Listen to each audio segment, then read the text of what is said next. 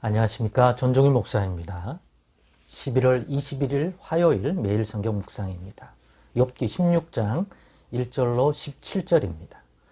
욥이 대답하여 이르되 이런 말은 내가 많이 들었나니 너희는 다 재난을 주는 위로자들이로구나. 헛된 말이 어찌 끝이 있으랴. 너가 무엇에 자극을 받아 이같이 대답하는가. 나도 너희처럼 말할 수 있나니 가령 너희 마음이 내 마음 자리에 있다 하자. 나도 그럴듯한 말로 너희를 치며 너희를 향하여 머리를 흔들 수 있느니라. 그래도 입으로 너희를 강하게 하며 입술의 위로로 너희의 근심을 풀었으리라. 내가 말하여도 내 근심이 풀리지 아니하고 잠잠하여도 내 아픔이 줄어들지 않으리라. 이제 주께서 나를 피로하게 하시고 나의 온 집안을 패망하게 하셨나이다. 주께서 나를 시들게 하셨으니 이는 나를 향하여 증거를 삼으심이라.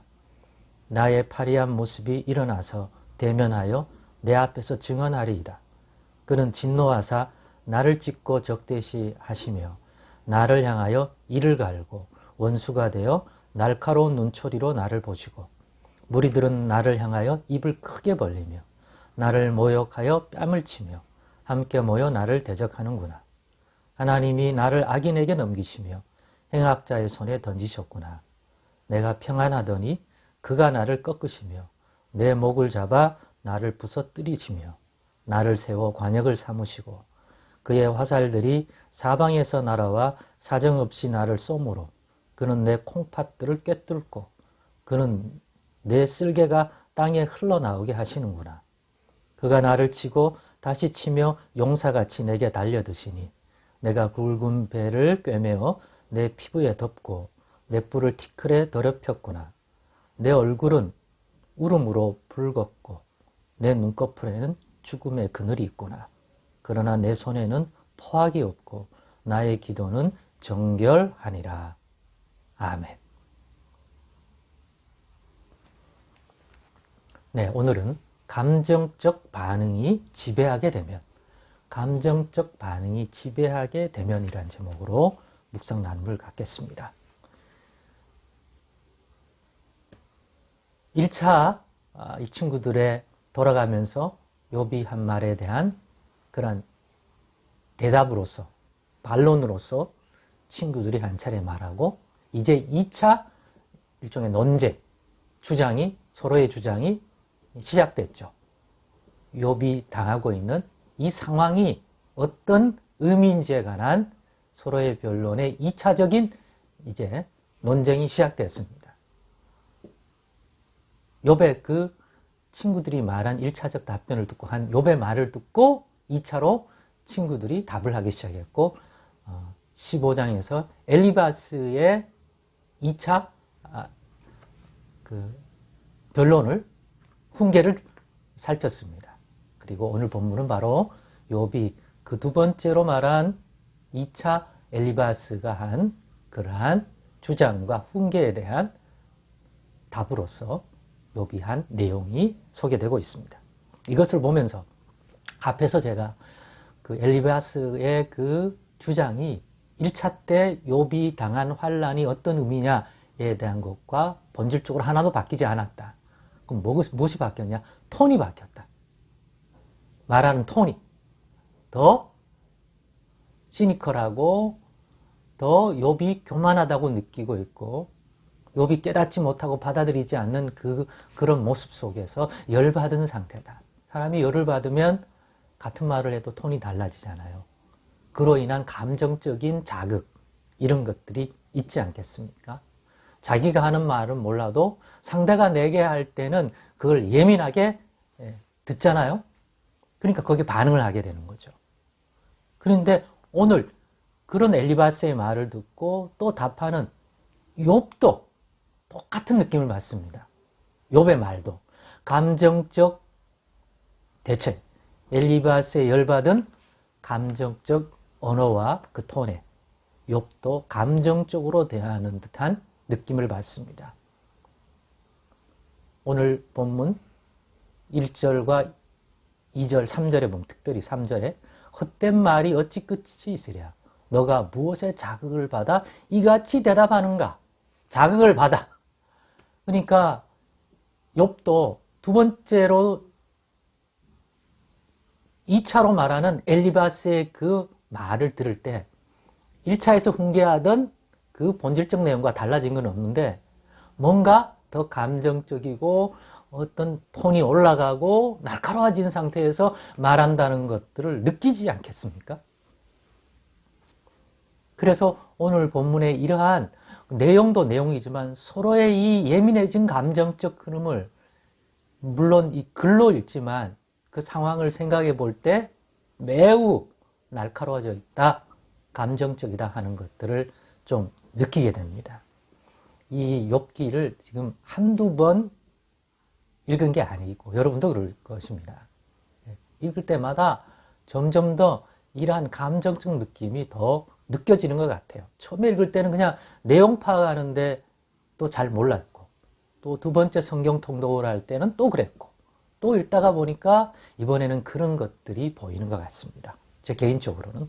그래서 오늘 제목을 감정적 반응이 지배하게 되면 아무리 신앙적으로 좋은 말이고 또 논리적으로 잘 되어 있는 그러한 내용일지라도 독하고 가시돋친 말을 하게 되고 같은 내용을 전하도록, 그것이 그렇게 되면 상대에게 그 내용의 어떤 가치보다는 그 감정을 자극하고 건드리기 때문에 가시돋친 위로자라고 왔지만 위로의 메시지가 아니라 훈계하고 일깨우고 너의 잘못이 무엇인지를 질책하는 그러한 숨겨진 톤들이 있기 때문에 거기에 반응하게 되는 거죠.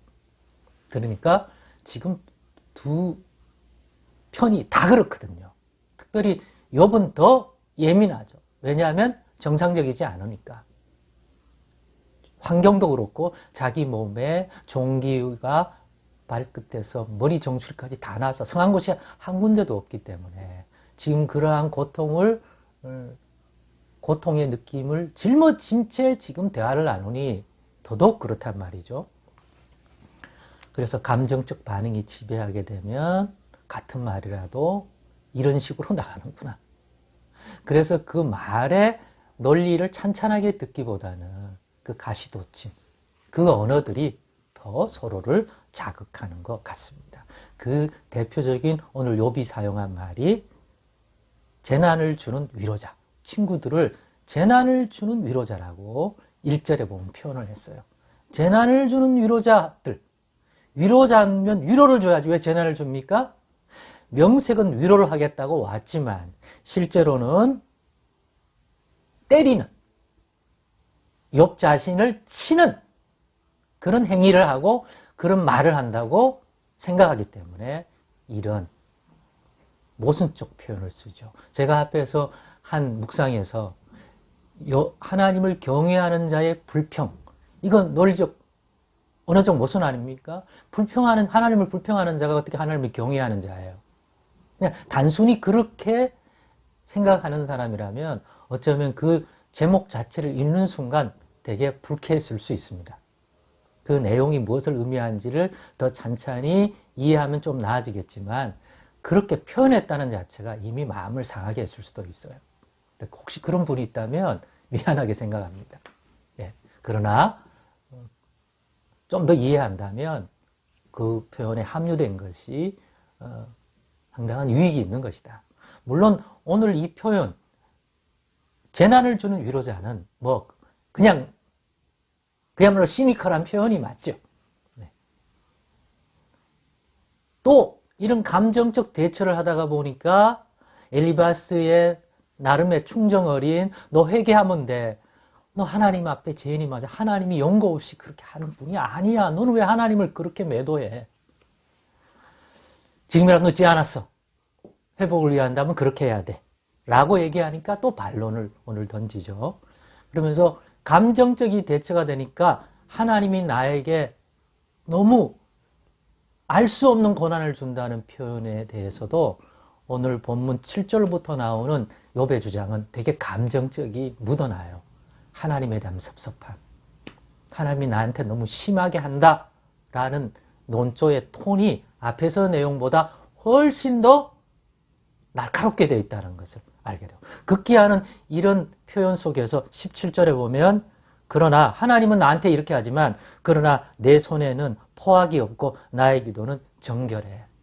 하나님도 그렇고 너희들도 나를 향하여 함께 때리는데 근데 나 포악함이 없고 너희들이 생각하는 것처럼 나의 기도는 정결해. 이렇게 하는 거야. 아마 이 말을 듣고 또 날카로워졌을 거예요.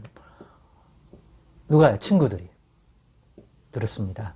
감정적 반응이 지배하게 되면 같은 말이라도 어떤 주장이라도 이렇게 예민해지고 그 톤이 오히려 상대를 자극하게 되는 일들이 일어난다. 그래서 그 대화가 결코 좋은 열매, 좋은 결실을 맺기가 어렵다. 왜? 감정적인 자극이 먼저 되니까.